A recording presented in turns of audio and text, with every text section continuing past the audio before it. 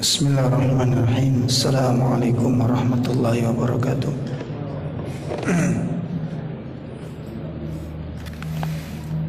Alhamdulillahirabbil alamin. Wassalatu wassalam alal anbiya wal mursalin wa ala alihi wa ashabihi wa man tabi'ahum bi ihsanin ila yaumiddin. Asyhadu an la ilaha illallah wahdahu la syarikalah wa asyhadu anna Muhammadan abduhu wa rasuluh. Ya ayyuhalladzina amanu taqullaha haqqa tuqatih wa la tamutunna illa wa antum muslimun. Ya ayyuhalladzina amanu taqullaha wal tanzur nafsum ma qaddamat lighad wattaqullaha innallaha khabirun bima ta'malun. Ikhwatul iman rahimani wa rahimakumullah, bapak-bapak serta ibu-ibu yang dimuliakan Allah Subhanahu wa taala. Pertama, kita panjatkan puji syukur kita kepada Allah Subhanahu wa taala yang telah menganugerahkan kepada kita semua berupa nikmat iman dan nikmat hidayah, sehingga dengan nikmat iman jiwa kita menjadi kokoh.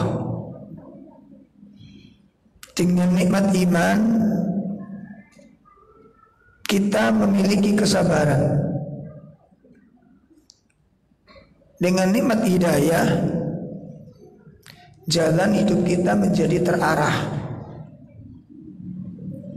Sebab ketika seseorang akan melakukan suatu aktivitas, itu yang menjadi penunjuk itu adalah ilmunya. Yang menunjukkan jalan itu adalah ilmunya, pemahamannya. Sehingga orang melakukan aktivitas, melakukan amalan, melakukan ibadah, melakukan ritual di dalam ibadahnya itu disesuaikan dengan pemahaman. Makanya pentingnya kita memiliki pemahaman yang benar itu, karena pemahaman itu menentukan nasib ibadah seseorang. Kalau pemahamannya salah, maka praktek pengamalannya pun akan salah. Karena orang melakukan itu mengikuti apa? Apa yang dia pahami. Ya. Jadi orang mengamalkan suatu amalan itu tergantung dari apa yang dia pahami. Ya. Pemahamannya benar, maka amalnya pun akan benar. Amal itu sesuai dengan pemahaman. Ya. Orang yang dipahami bom itu jihad, maka dia ngebom. Dia akan menjadikan bom dan dia akan meledakkan bom di mana-mana dan akan menciptakan bom sebanyak-banyaknya. Karena apa? Karena itu yang dipahami. Orang memahami bahwa sholat itu cukup dengan ingat kepada Allah, seperti sebagian thariqat, ya, yang sudah sampai pada tahap makrifat kalau nggak salah. Jadi ada 4 tahap itu di sana itu. Ada syariat, ada thariqat, ada hakikat, ada makrifat. Jadi kalau kita ini syariat ini. Sholat masih ruku, masih baca itu masih syariat. Jadi kalau deretan Nabi itu kita Nabi Musa gitu. Nah mereka Nabi Khidir. Sudah sampai apa? Makrifat. Makanya kadang-kadang nggak sholat sudah. Ada yang nggak sholat sama sekali, ada yang nggak puasa. Saya punya teman-teman dulu di kerjaan itu mengikuti kajian ini, dan akhirnya nggak pernah ke masjid. Nggak pernah ke masjid. Bahkan ada yang puasa Ramadan itu pagi siang itu sudah minum. Karena hakikat puasa itu bukan tidak makan tidak minumnya. Dan itu ada hadis yang sahih. Innama laisa siyam minal aqli wasyarab. Hakikat puasa itu bukan makan dan minum. Innama siyam, sesungguhnya hakikat puasa itu adalah minal lahwi warrafas. Karena hadis ini sahih apa enggak? Sahih gitu. Jadi hakikat puasa itu bukan tidak makan, makanya dia katakan demikian. Maka tingkat yang keempat ini tingkat apa? Makrifat. Maka kita kasih penghormatan. Kita tambah satu lagi tingkatan. Tingkat yang kelima, maksiat. Gitu. Ini tingkat yang paling apa? Yang paling tinggi. Ketika kasih penghormatan lah.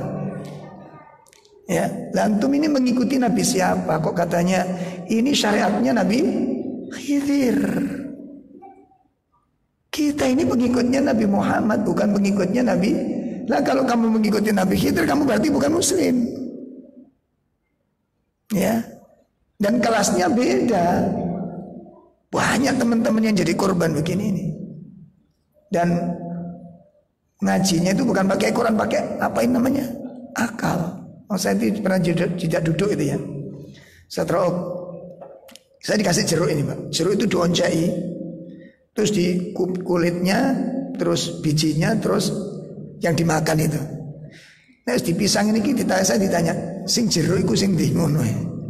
Dadi jenis ngono-ngono iku. Aku tak jawab, aku nek gembol awakmu telung dino gendeng aku. Nah, sama kalau pergi ke pasar, ya ada salak, ada nanas, ada durian, ada rambutan. Sama mau beli jeruk, yang mana sampai dudingi? Oh, diwancai itu, dilogikakan begitu. Dilogikakan begitu, dan itu akal-akalan aja. Makanya kita bersyukur kepada Allah Subhanahu Wa Taala di masa-masa seperti ini. Kita diberikan petunjuk Allah untuk bisa mengenal Al-Quran, mencintai Al-Quran, dan kita diajarkan oleh Allah Ta'ala untuk mengenal sunnah dan mencintai sunnah. Yang paling penting dari itu semua adalah sampai berapa lama kita bertahan di atasnya ini. Itu menjadi PR bagi kita semua. Ya, makanya kita jangan sembrono dalam masalah iman ini.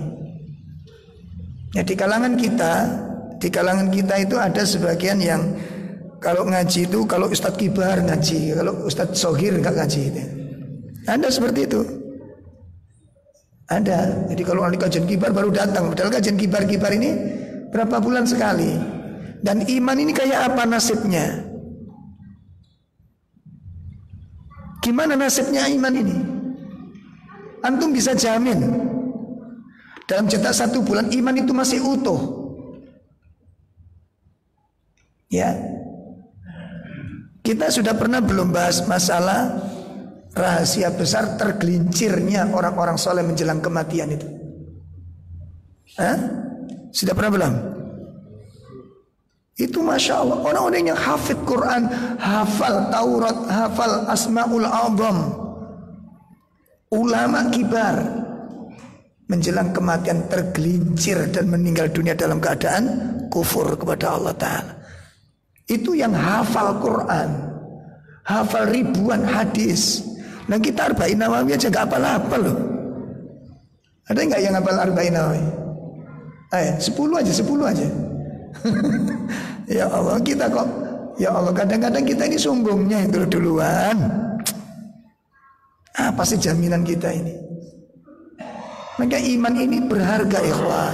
Ayo nah, salah satu penjagaannya apa? An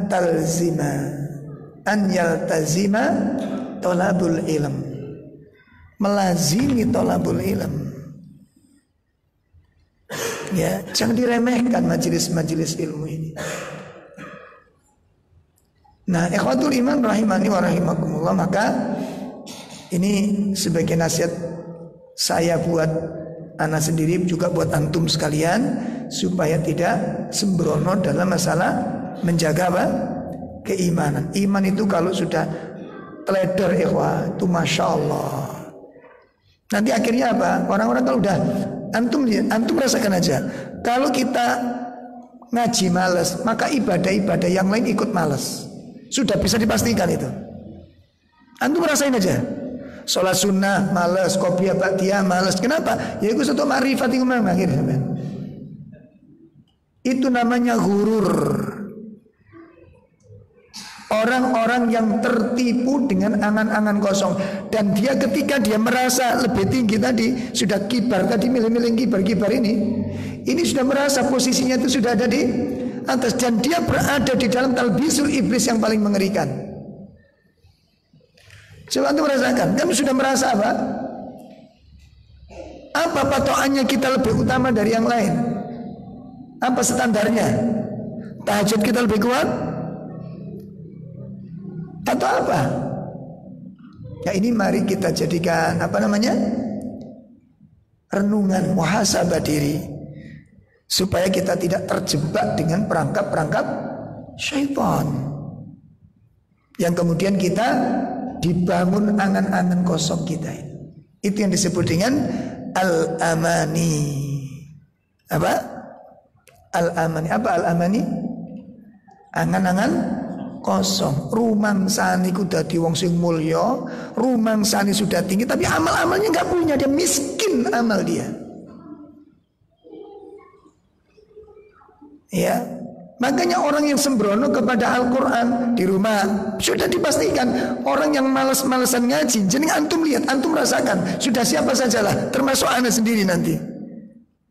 Kalau sudah taklimnya sudah malas-malasan, yakin di rumahnya kering tenggorokannya dari Al-Quran itu, rumahnya gersang dari Al-Quran, dijamin itu sudah, dijamin. Terus apa pengakuan kita ahli sunnah kalau udah begini? Apa manfaatnya pengakuan itu? Mal faidah. Ahli sunnah itu bukan pengakuan-pengakuan, tapi realita ikhwah. Bisa dipahami nih ya? Sudah bisa dipastikan itu. Orang yang bermalas-malasan taklim, bermalas-malasan dengan majelis Quran, itu pasti di rumahnya ibadahnya ini kering. Malas dia beribadah. Kenapa? Dan yang mengerikan lagi apa? Dalam kondisi seperti ini, dia merasa di atas petunjuk Allah Subhanahu wa taala. Kapan akan memperbaiki diri kalau begini? Orang ingin memperbaiki diri itu kalau apa, Pak? Nek rumangsa akeh kekurangan. Nggih mboten? Nek rumangsane amali kurang, ilmune kurang, keburukannya banyak, itu orang. Tapi kalau orang merasa tinggi, aku orang senior, ngaji ini bukan ada senior gak senior. Kadang-kadang kan ini menipu kita. Kenal orang baru satu misal, ya, kenal orang baru. Sudah berapa lama masih ikut ngaji? Oh, masih 1 bulan. Oh, masih baru ya? Mana? Ya antum, alhamdulillah 30 tahun ini kenal sunnah ini. Masya Allah. Ini masjid rungono ya ini. Kebetulan. Terus kalau memang demikian, oke lah kita 30 tahun kenal sunnah, tapi amal-amal ini kosong ikhwah. Apa yang dibanggakan di situ apa? Kita dengar ada seorang sahabat yang datang kepada Nabi karena tertarik dengan ajaran Nabi, tiba-tiba ingin bergabung waktu perang. Ada orang masuk Islam itu ketika masa perang berkecamuk. Dia datang kepada Nabi, ya Rasulullah, aku cinta kepadamu dan agamamu. Aku ingin bergabung perang melawanmu, karena aku yakin kau dalam kebenaran. Saya perang dulu atau masuk Islam dulu katanya. Islam dulu, syahadat dulu. Akhirnya disyahadatkan oleh Nabi, langsung perang, meninggal dunia. Belum sholat ikhwah. Apa kata Nabi? Betapa cepatnya dia masuk surga ini. Loh gitu. Betapa cepatnya dia masuk surga ini. Makanya amal yang kita yang sudah senior, ada yang senior ini. Ini bukan tinju Piala Dunia ini. Kadang-kadang kita tertipu dengan masa kita kenal sunnah. Apa manfaatnya kita kenal sunnah? Bahkan kenal ustadz-ustadz kibar. itu menjadi penipu bagi kita ini. Atau menjadi penghubung ustadz-ustadz kibar itu kadang-kadang menipu kita, menipu seseorang. Terus dijamin surga antum. Apa jaminannya? Maka jangan tertipu dengan demikian ini. Ya. Sehingga cukup dengan kenal ustadz, kemudian akrab dengan ustadz, apalagi diberi kepercayaan ustadz, apalagi menjadi channelnya ustadz, Masya Allah, dijamin surga. Nggak ada jaminan itu, imanmu, amalmu. Nggak punya aman, jangan bermimpi untuk mendapatkan surga. Laisa bi amanikum wala amani ahlil kitab. Surga itu tidak bisa diperoleh dengan angan-angan kosong, ya Allah. Dengan amal, dengan iman yang benar. Bisa dipahami nih ya? Dengan iman yang benar, dengan amal yang soleh. Coba antum buka, ini sebuah nasihat bagi kita. Barangkali ada kalanya yang namanya manusia itu ini malas-malesan taklim. Apalagi musim gerimis ini ada udzur syar'i ini antum ini. Jadi hadisnya sahih ini antum, kalau kemarin nggak kelihatan hujan deras, udzur syar'i gitu. Dan tidak berdosa memang kan, tidak berdosa ketika hujan deras banget. Coba kita buka surat Az-Zukhruf. Ya, antum buka surat Az-Zukhruf. Surat berapa Az-Zukhruf? 43 6 surat 43 ayat 36 37. Ini penting ayat ini. A'udzu billahi minasy syaithanir rajim. Wa man ya'su an dzikrir rahmani nuqayyid lahu syaitanan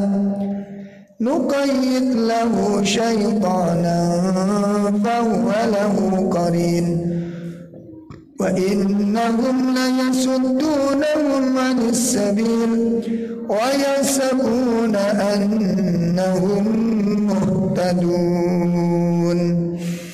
Ada terjemah? Tak tolong. Barang siapa yang berpaling dari Antum keraskan dikit tuh. Barang siapa yang berpaling dari pengajaran Tuhan yang Maha Murah, kami adakan baginya syaitan untuk disesatkan. Masya Allah. Maka syaitan itulah yang menjadi teman yang selalu menyertainya. Dan sesungguhnya syaitan-syaitan itu benar-benar menghalangi mereka dari jalan yang benar, dan mereka menyangka bahwa mereka mendapat petunjuk. Masya Allah, inilah ya. Perhatikan, wa may ya'su an dzikrir rahman. Barang siapa yang berpaling dari peringatan Ar-Rahman, ya, barang siapa yang berpaling dari apa? Al-Quran, dia tidak membacanya, nggak mempelajari kandungannya, bermalas-malasan dengannya, maka apa kata Allah? Nuqayyid lahu syaitan, setan akan menguasainya. Syaitan akan menguasainya, dan setan itu akan menjadi teman karibnya di setiap tempat dan saat. Satu. Yang kedua, setan-setan itu menghalangi mereka dari jalan Allah. Makanya tadi saya katakan, orang kalau ngaji saja bermalas-malasan, amalnya lebih malas lagi, ikhwah. Dan itu sangat gak bagus. Ya, kalau taklimnya bermalas-malasan, amalnya lebih malas lagi dia. Pasti sudah nanti. Antum lihat aja nanti. Ya, jadi setan-setan itu apa? Menghalang-halangi mereka dari jalan. Nah, dalam kondisi seperti ini, wa yasabuna annahum muhtadun, mereka menyangka berada di atas petunjuk. Ya Allah. Dan ini merupakan bagian, makanya ibu-ibu juga demikian. Ya. Di salah satu kuteknya seorang ulama saya baca, di antara salah satu penyakitnya ibu-ibu. Nah, ini ibu-ibu berlama-lamaan di kamar mandi. Jadi ini atus ini koyo artis.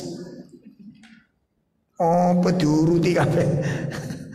Ya, lama sekali berlama-lama di kamar mandi itu. Terus berlama-lamaan di depan cermin. Ini bahaya yang ditimbulkan. Atau ketika sudah masa haid tidak segera mandi, ketika usai selesainya, maka ini merupakan bahaya. Dan ketika masa haid bermalas-malasan ibadah, itu kondisi-kondisi yang sangat berbahaya. Maka tolong diingatkan para pasangannya masing-masing.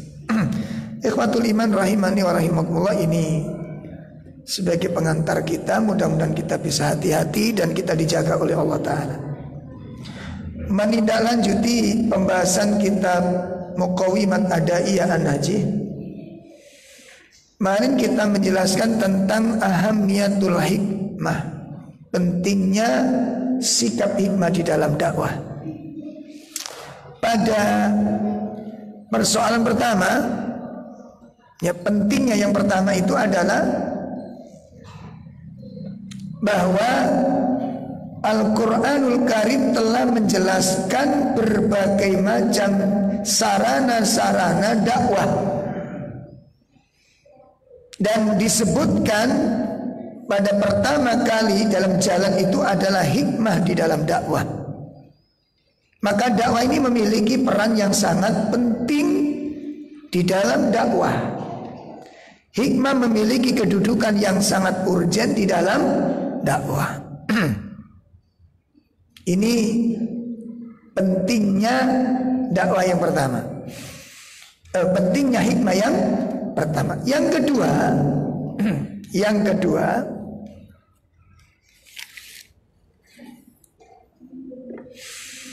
man tatabbi'a siratan Nabi sallallahu alaihi wasallam, barang siapa yang mengkaji sejarah, barang siapa yang mengkaji tentang sirahnya Nabi sallallahu alaihi wasallam, wajada annahu kana yulazimul hikmah fi jami'il umurihi, maka dia akan mendapati, akan menemukan bahwa Nabi Sallallahu Alaihi Wasallam senantiasa mempraktekkan hikmah dalam seluruh urusannya.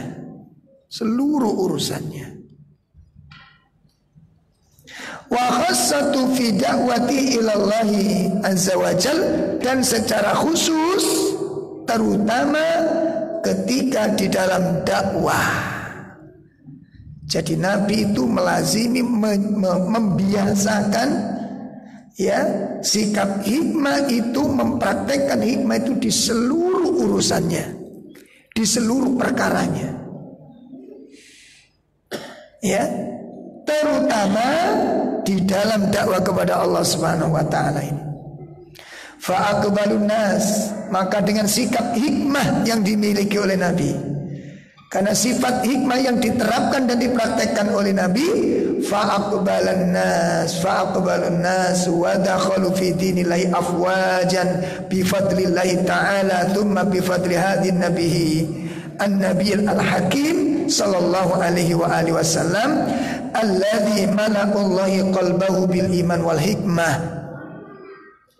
Ya, karena Nabi mempraktekkan dan menerapkan hikmah di dalam dakwahnya, kemudian manusia itu menerima dan mereka masuk Islam secara berbondong-bondong, disebabkan karena karunia Allah, keutamaan Allah, kemudian keutamaan sang Nabi Sallallahu Alaihi Wasallam, yang mana Allah telah memenuhi hati beliau itu dengan iman. Allah memenuhi hati beliau itu dengan hikmah. Ya, jadi jiwa Nabi dipenuhi dengan iman oleh Allah, diisi sampai penuh tentang hikmah itu, sehingga Nabi di dalam setiap tempat, setiap kondisi itu selalu menampilkan dan mempraktekkan hikmah dalam segala kehidupannya. Ketika mengajar, ketika mensikapi kesalahan. Nih, ngapunten. Kita yang sering gagal itu di sini, Pak. Jadi kita yang sering gagal itu apa? Pada saat mensikapi suatu kesalahan, apa itu dengan istri, apa itu dengan anak, apa itu dengan teman. Sikap Awas hati-hati nanti. Maka di sini nanti kita perlu mencontoh kebijakan Nabi SAW. Hikmah yang diterapkan itu kayak apa? Nah, kemudian diceritakan oleh sahabat Anas radhiyallahu an. Kana Abu Dzar yuhaddisu anna Rasulullah sallallahu alaihi wasallam qala. Jadi sahabat Abu Dzar bercerita, ya dinukil dari sahabat Anas radhiyallahu an bahwasanya Nabi bersabda, "Furija saqafa baiti wa ana bi Makkah." Nabi bercerita, sewaktu aku masih tinggal di Mekah, atap rumahku itu dibuka. Fanazala Jibril, kemudian turun Jibril ke rumahku ini. Fafarrija sodri, kemudian membelah dadaku ini. Summa ghassalau bima'in zamzam, kemudian malaikat Jibril membasuh, mencuci hatiku itu dengan apa? Dengan air zam-zam. Summa ja'a batas, kemudian datangkan bejana min dahabin dari emas, mumtaliu hikmata wa imanan, kemudian bejana itu dipenuhi dengan hikmah dan dipenuhi dengan iman. Fa'afraghu, lalu ia tuangkan fi sadri, ke dalam hatiku. Masya Allah. Jadi dada Nabi itu dibelah oleh Jibril, kemudian Jibril itu membawa apa? Bejana yang dipenuhi dengan hikmah dan iman. Setelah itu hati yang sudah dicuci dengan zam-zam ini dituangkan iman dan hikmah itu ke hati Rasulullah sallallahu alaihi wasallam. Summa atbaqahu, kemudian untuk kembali. Summa akhadha biyadayya fa'araja bi, kemudian dia mengambil dengan tanganku dan mengajakku untuk naik, yaitu melakukan Isra wal Mi'raj. Nah, melakukan Mi'raj, mengajak aku naik ke atas langit. Hadis diriwayatkan oleh Imam Al-Bukhari.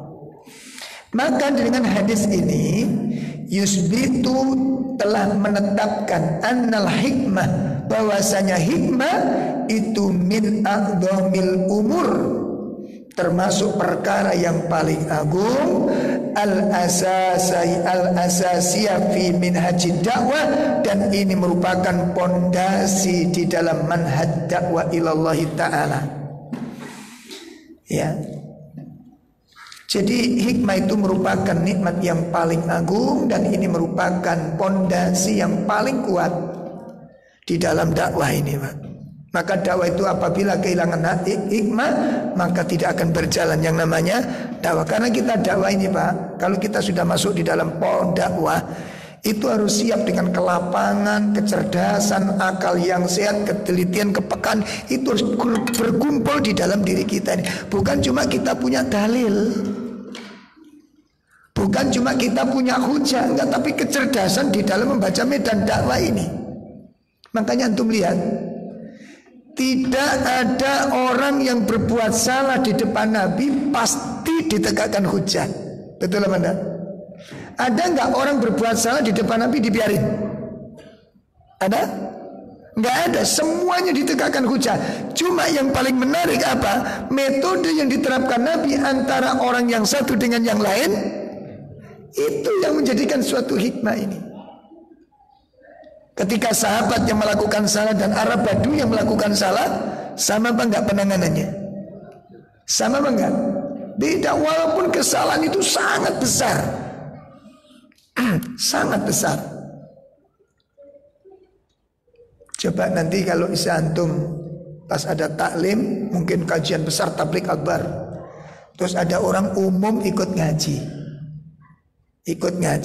yang namanya orang awam, Pak, adab-adab taklim nggak tahu. Pas pengajian disampaikan, HP ini muni dangdutan.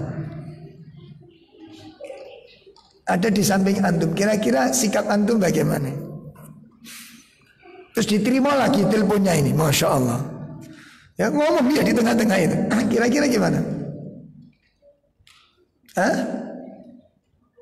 Kita mensikapi loh. Ini penting soalnya ini. Ini sangat penting. Terutama para umat dulu awal-awal kita ngaji. Saya tidak sebutkan kajian di mana. Ini awal-awal kajian sunnah di Sidoarjo. Saya diundang. Terus ada ibu-ibu itu masih awam banget. Melihat teman-temannya wali murid ini, wali murid di sekolah Islam tapi bukan sunnah ya. Wali muridnya itu ikut kajian. Lah dia ingin ikut kok, banyak ibu-ibu rombongan, golong-golong ngaji. Nah, dia wanita ini ikut ngaji. Waktu berangkat ngajian dia gak pakai kerudungnya dikasai, Pak. Kerudungnya itu dikasai. Kerudung yang seperti gadis tahun 70-an itu. Ya, Pak, kerudungan ya. Kayak Mbak Tutut. Tahu kerudungnya Mbak Tutut namanya? Yang nama jenenge jambule menteri lah. Itu kayak kemanten desa tahun 70-an. Itu begitu sampai di tempat dipakai kerudungnya. Ya begini kerudungnya ini. Dan mungkin hari itu dia baru pakai kerudung kajian. Nah terus ikut di majelis itu. Parfumnya luar biasa. Didekati sama ibu-ibu ini. Ibu baru ikut kajian. Oh iya, insya Allah. Ibu pakai parfum ya? Iya, tidak boleh ibu ya. Jadi wanita itu nggak boleh pakai parfum, itu hadisnya keras itu Bu. Ini kalau wanita yang pakai parfum ini dihukumi zina dalam oleh Nabi SAW. Masya Allah, langsung itu. Subhanallah, dengan nasihat itu ibu ini taubat, tidak ngaji lagi. Taubat tidak ngaji lagi. Ucapan ibu yang nasihat tadi ucapannya benar apa enggak? Benar, hadisnya memang begitu. Cuma cara yang disampaikan orang yang awam ini enggak pas.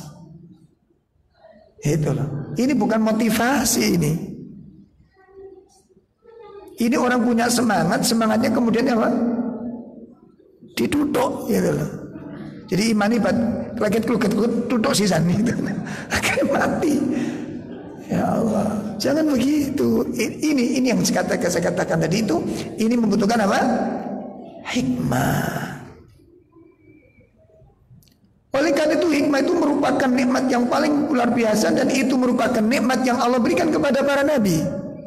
Kalau bapak-bapak punya hikmah di sini di rumah, nanti bagaimana kesalahan istri, kesalahan anak, kesalahan tetangga ketika melakukan sebuah kesalahan, dan kita mensikapinya dengan hikmah. Subhanallah.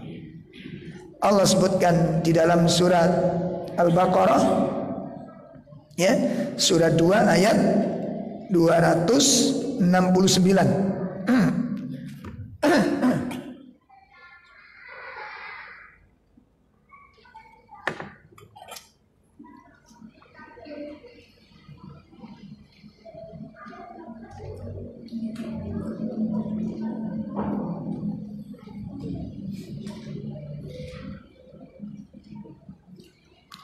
Sudah? Surat Al-Baqarah berapa?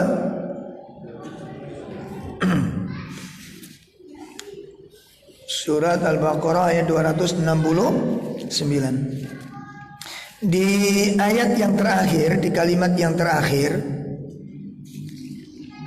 di kalimat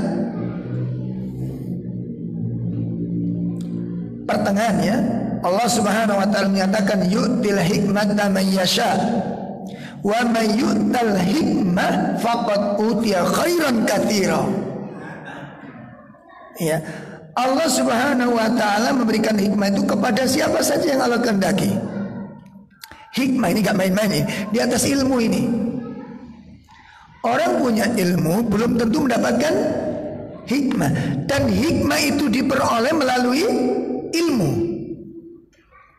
Nanti pada poin-poin berikutnya akan disampaikan oleh penulis, oleh mu'alif, bagaimana cara mendapatkan hikmah. Dan itu sangat penting, ikhwah. Sangat penting. Apalagi kalau kita ngapunten ya, rata-rata kan kita ini hidup di tengah-tengah keluarga yang sama-sama awam.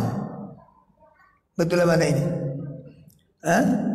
Mungkin dari sekian saudara kita yang mungkin baru kenal sunnah, yang baru kenal sunnah.